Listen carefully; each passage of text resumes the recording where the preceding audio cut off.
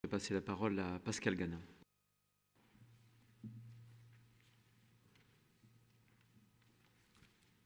Merci Monsieur le Président, chers collègues. Je prends la parole en lieu et place de Pascal Nicot qui a rédigé ce texte, mais qui pour des raisons professionnelles, un voyage à l'étranger qui n'a pas pu déplacer, n'assiste pas à notre session.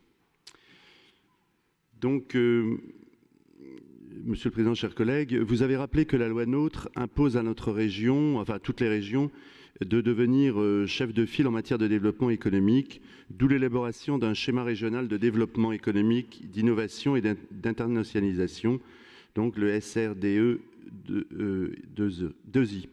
Vous avez souhaité que ce travail s'effectue en y associant le plus largement possible les acteurs du monde de l'entreprise et les organismes en charge du développement économique dans nos territoires.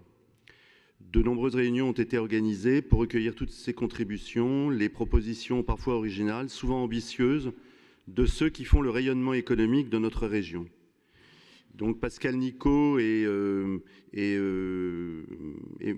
Samuel Potier y ont participé et il m'avait chargé de dire qu'il vous félicite pour la qualité et l'esprit grand ouvert qui ont été d'ailleurs salués par la plupart des participants.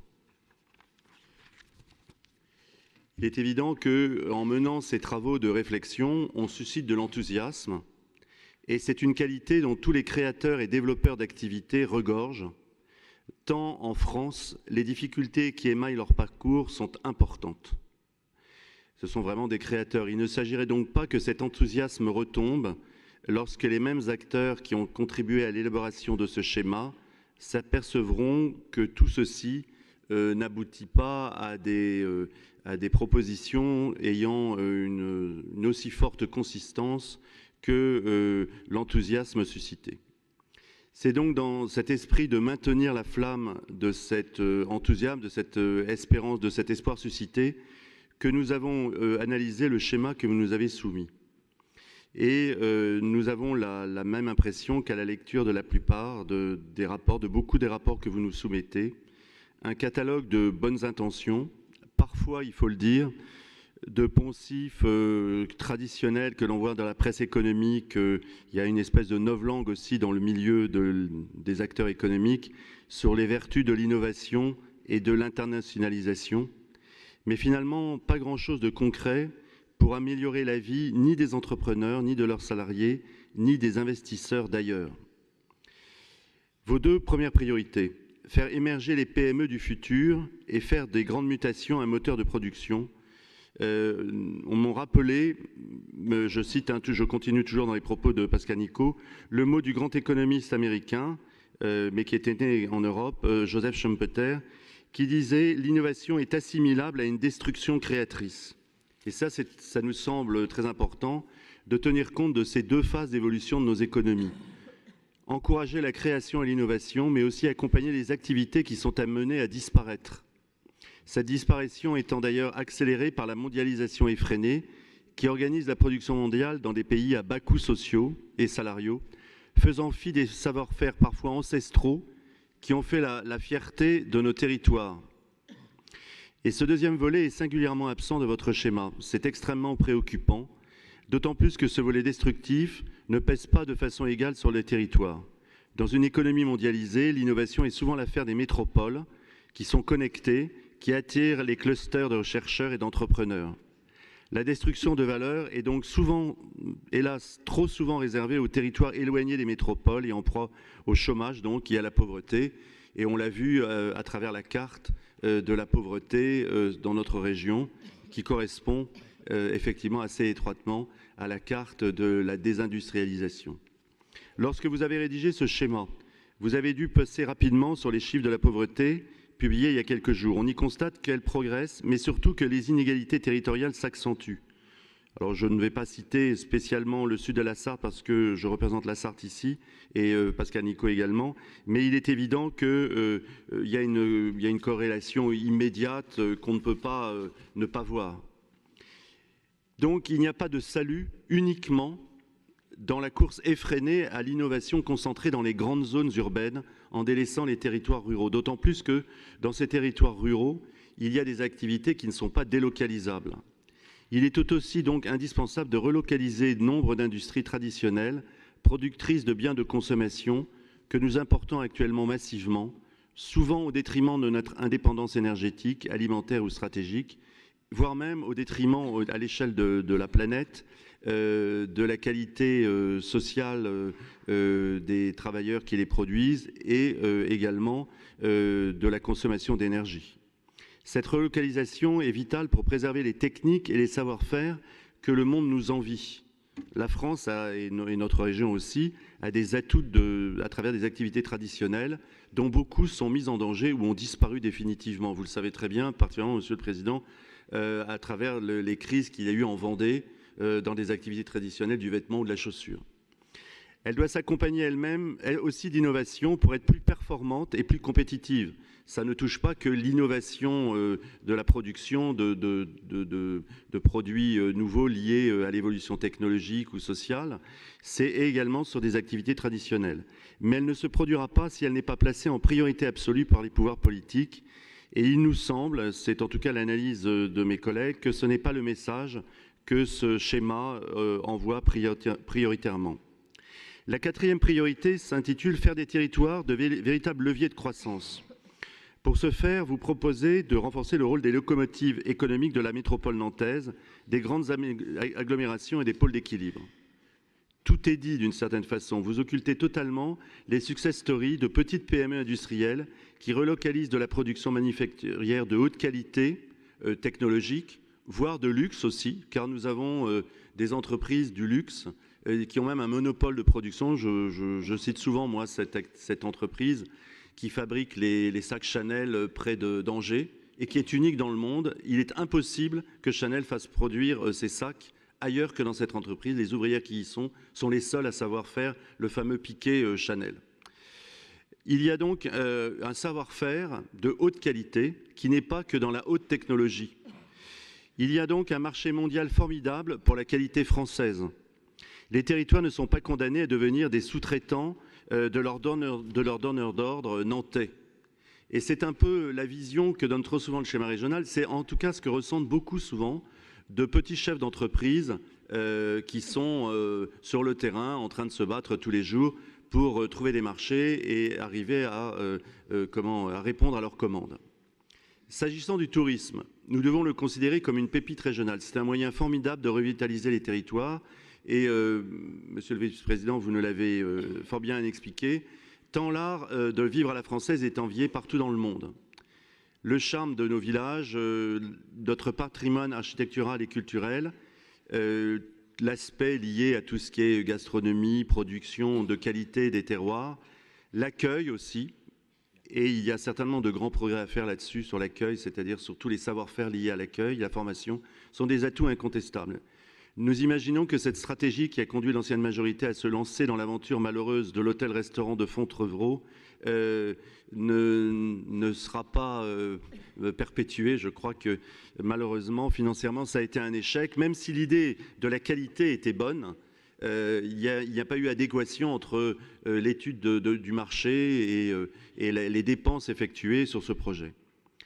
Donc, cela signifie que la région, dans ce secteur, ne doit pas se substituer aux acteurs du tourisme, aux professionnels du tourisme, mais mettre à leur disposition, comme pour les chefs d'entreprise des autres secteurs de l'économie, des outils, notamment de communication, c'est particulièrement valable pour le tourisme, leur permettant d'attirer la clientèle touristique mondiale. Mais là encore, sur le tourisme, il nous semble que sur ce point, le schéma est pauvre en propositions et en crédits mobilisés en investissement. Et il nous semble que même certains montants ne sont vraiment pas à la hauteur de l'enjeu.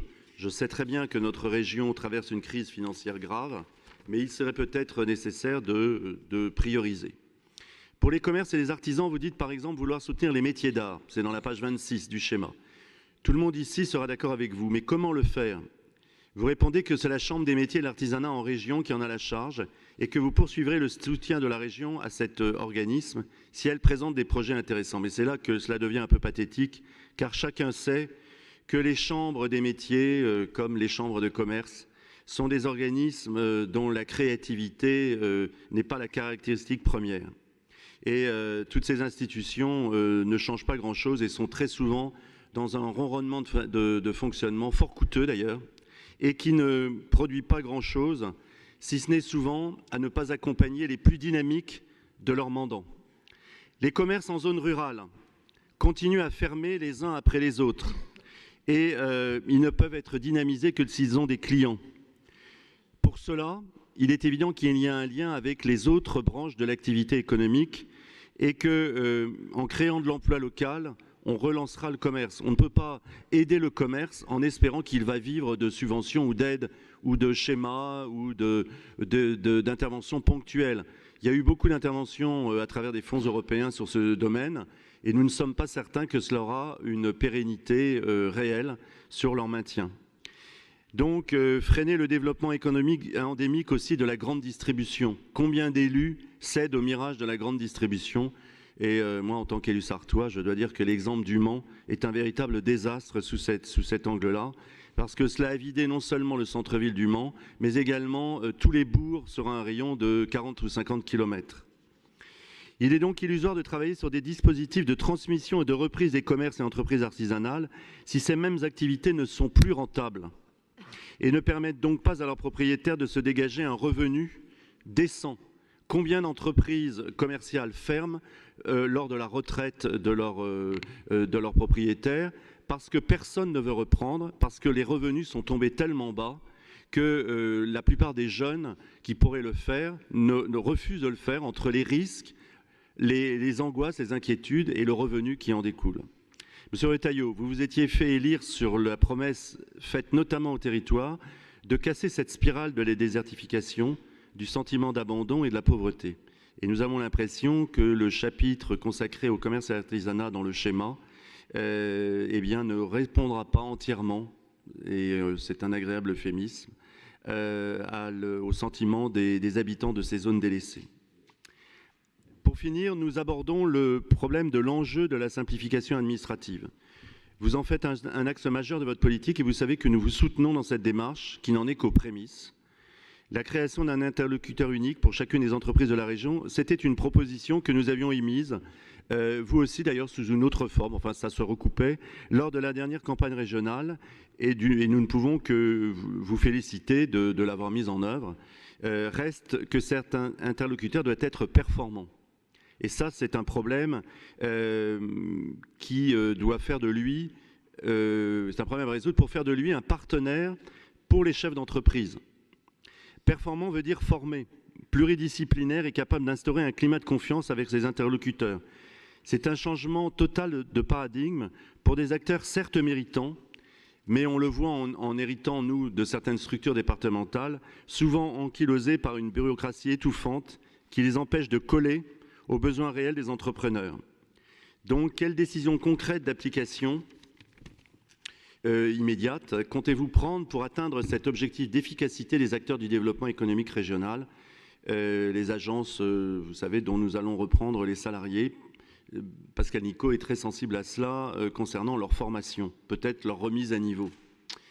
Allez-vous faire entrer dans ces structures d'élite, ou qui devraient le devenir, des personnels nouveaux venant des entreprises elles-mêmes, ou simplement se contenter de recycler des personnels, parce que pour des raisons administratives, il est impossible de faire autrement, issus de ces structures précédentes départementales?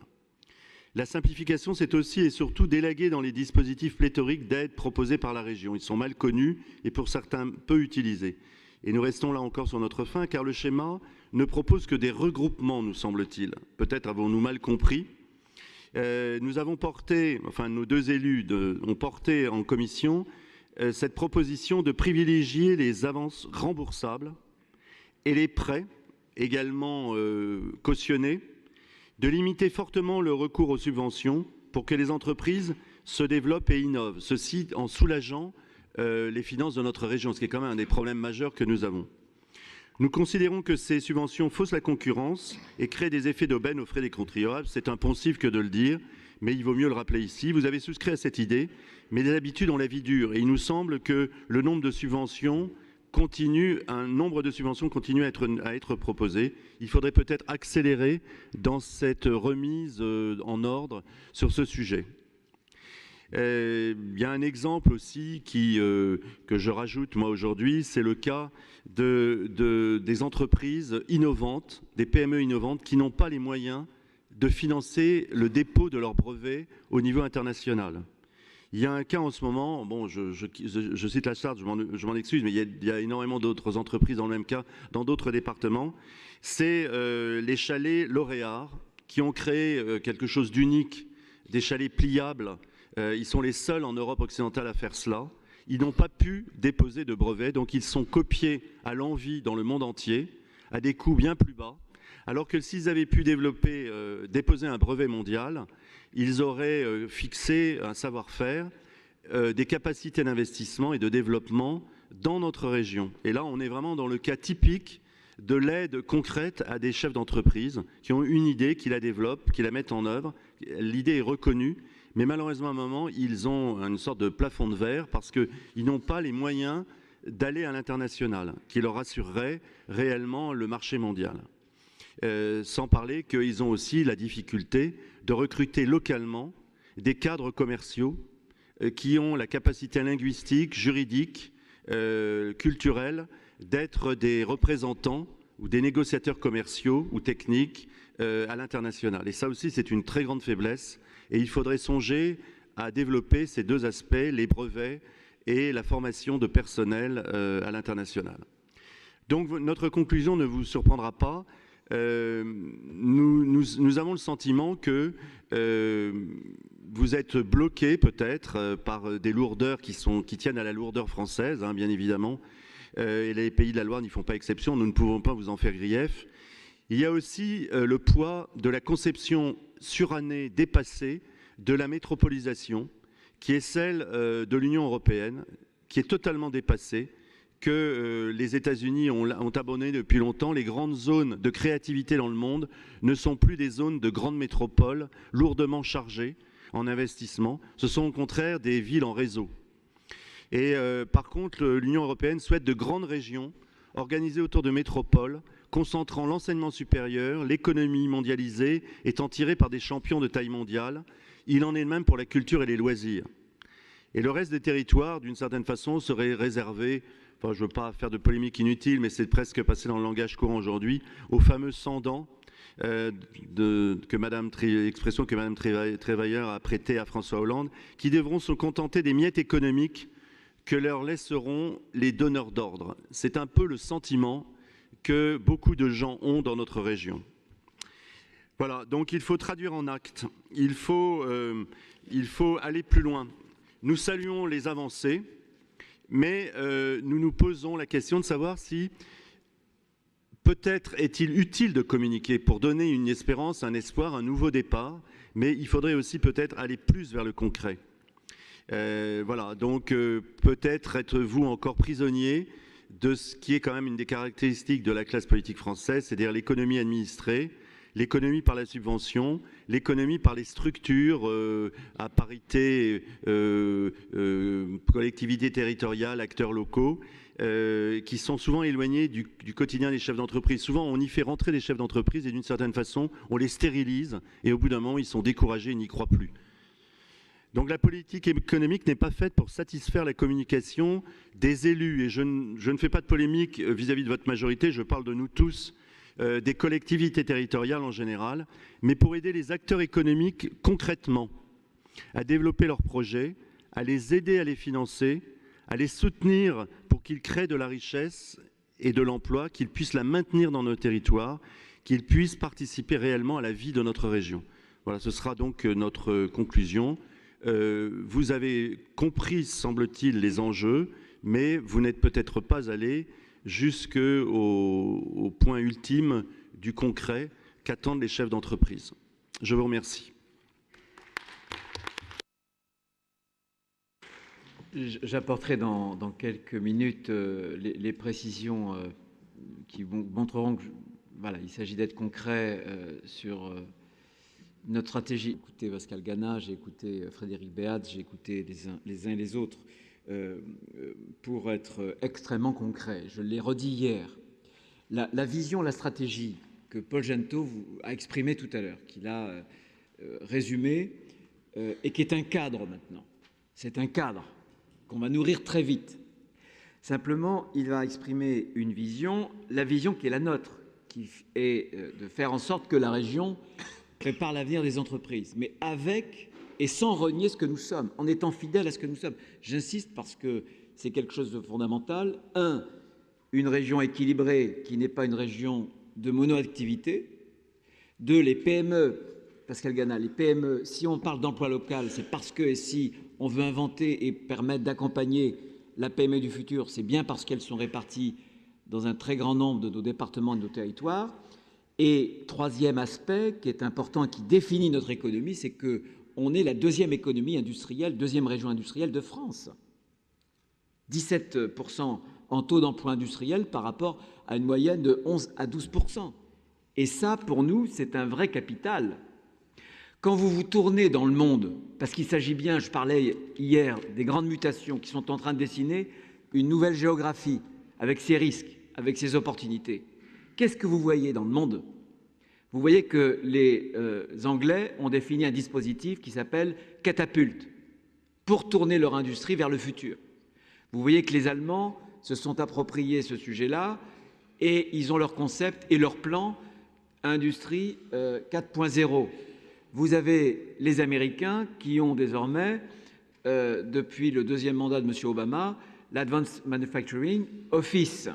Voilà. Et nous, on a l'alliance, l'industrie du futur. Et je pense que nous, et tout n'a pas été négatif, et je le dis en le reconnaissant, mais on a un certain nombre d'atouts sur l'industrie du futur.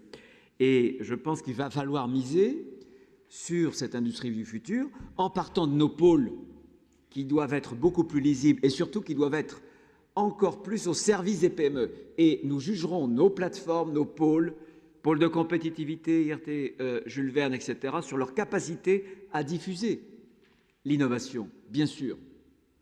Et surtout, et je vous proposerai dès le mois de mars prochain, un plan sur l'industrie du futur, puisque Paul a parlé tout à l'heure de Pays de la Loire Manufacturing. Il y aura plusieurs volets, mais il s'agira de donner des instruments et des outils à nos PME pour se saisir de ces technologies qui vont façonner l'emploi de demain et le monde économique de demain. Il y aura un volet de modernisation de notre appareil productif avec un sujet robotique et cobotique, bien sûr, pour les PME. Et il y aura aussi, notamment, il y en aura d'autres, un volet en termes de formation adaptée pour ces PME-là.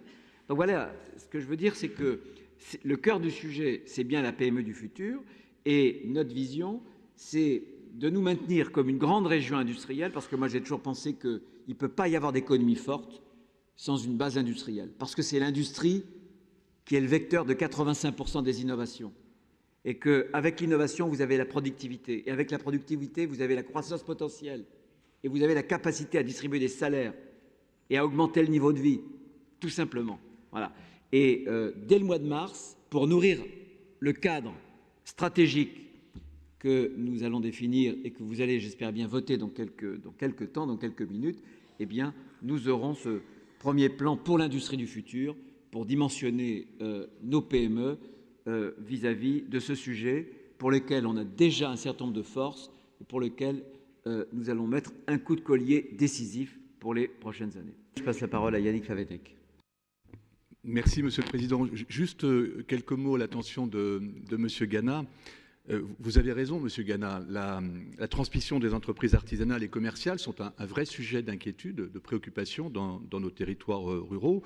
C'est la raison pour laquelle, dans le pacte régional pour la ruralité, nous avons mis en place un fonds régional d'accompagnement de transmission des TPE et des PME d'un montant de 600 000 euros. Parce que c'est bien là la pérennité de nos entreprises et donc l'emploi dans nos territoires ruraux qui est en jeu. Et puis, nous présentons également au cours de cette session un nouveau dispositif régional qui s'inspire d'ailleurs du FISAC et qui vise à soutenir financièrement les artisans et les commerçants qui veulent moderniser leur outil de travail et sont éligibles à ce nouveau dispositif les commerces du quotidien, ceux qui participent à l'animation, à la vitalité de nos villages, les boulangeries, les bars tabac, tout ce qui contribue justement là aussi au développement économique de nos territoires ruraux et de nos villages en particulier. Voilà ce que je voulais vous dire. Merci. Allez, je passe la parole au président de la commission ou à Franck Louvrier. Rapidement, hein, je pense que... Je vais répondre sur les différents points concernant le schéma touristique. Notre objectif, c'est vraiment préserver et internationaliser cette poule aux œufs d'or, hein, d'une certaine façon, qu'est le tourisme régional diversifié en étant acteur de l'ubérisation. 4 priorités, 22 actions, Monsieur Gana. C'est beaucoup déjà, c'est très ambitieux. Si on arrive à avoir les 22 actions opérationnelles dans les 4 ans, honnêtement, je pense qu'on en sera tous très, très heureux. Je voudrais répondre aussi à M. Gana, enfin répondre ou dialoguer en disant que justement, ce que l'on veut, c'est partir de l'existant. Il y a une réalité, c'est le fait métropolitain. La métropole nantaise est là, et c'est tant mieux. Il n'y a pas de région dynamique en France ou dans le monde sans métropole dynamiques, sont des métropoles rayonnantes. Ce que l'on souhaite, c'est que tout ne soit pas nantais et que justement cette métropole rayonne sur les autres territoires, sur les autres départements, sur les autres agglos, et qu'on diffuse ce dynamisme économique jusque dans les territoires les plus éloignés. Mais accompagner les territoires, ça passe par le schéma, par un certain nombre de mesures du schéma régional de développement économique. Ça passe aussi par des mesures du pacte pour la ruralité, dont a parlé Yannick Favennec. Ça passe par exemple par l'accompagnement des mutations, par le Pays de la Loire Artisanat Commerce, ça passe aussi par nos agents de développement économique qui vont être en proximité, ça passe par le fonds de transmission, etc., etc. Il y a un certain nombre d'actions que l'on va mettre en route. Parce que vous nous demandez d'être concret, on a déjà commencé à être concret, on n'a pas attendu, mais évidemment, la concrétisation d'un schéma, c'est à partir du moment où il a été adopté. On ne peut pas le mettre en route tant qu'il n'a pas été voté. Et puis, réintervenir là-dessus, parce qu'on partage là-dessus la même position. On veut absolument passer à une logique d'avance remboursable, pour les raisons que j'ai expliquées tout à l'heure et sur lesquelles je ne reviendrai pas, versus des subventions, mais il y a un certain nombre de dossiers qui sont dans les tuyaux et qu'on ne peut pas arrêter comme ça, qu'on ne peut pas forcément reprendre, parce qu'il y a des engagements qui ont été pris qu'on doit honorer. C'est aussi la continuité, non pas de l'État, mais continuité d'une collectivité territoriale. Mais enfin, une chose où là, je ne serais pas du tout d'accord avec vous, mais on pourra en reparler, si vous voulez, beaucoup plus longuement, une autre fois, c'est sur les interlocuteurs. Les agents de développement qu'on reprend au sein des agences départementales, au sein des comités d'expansion, sont des agents de développement de grande qualité, quels que soient les départements concernés. Je le sais, j'étais 12 ans président d'un comité d'expansion. Ce sont des gens qui sont capables d'intervenir auprès d'entreprises de très grands groupes et de réaliser des investissements majeurs auprès de ces entreprises-là. Je pense que les propos que vous avez eus ne sont pas très agréables pour ces agents de développement et je ne partage évidemment pas votre point de vue. Et on passe maintenant au schéma. Voilà. Donc, sur le schéma régional de développement économique, il y avait un amendement qui correspondait à une réécriture du point 3.1.4 concernant l'intervention de la SEM immobilière régionale auprès des projets immobiliers. Donc, cet amendement a reçu un avis positif de la commission 2. Donc, le rapport sur le schéma régional de développement économique, d'innovation et d'internationalisation. Donc, y a-t-il des oppositions? Des abstentions? Merci. Des votés?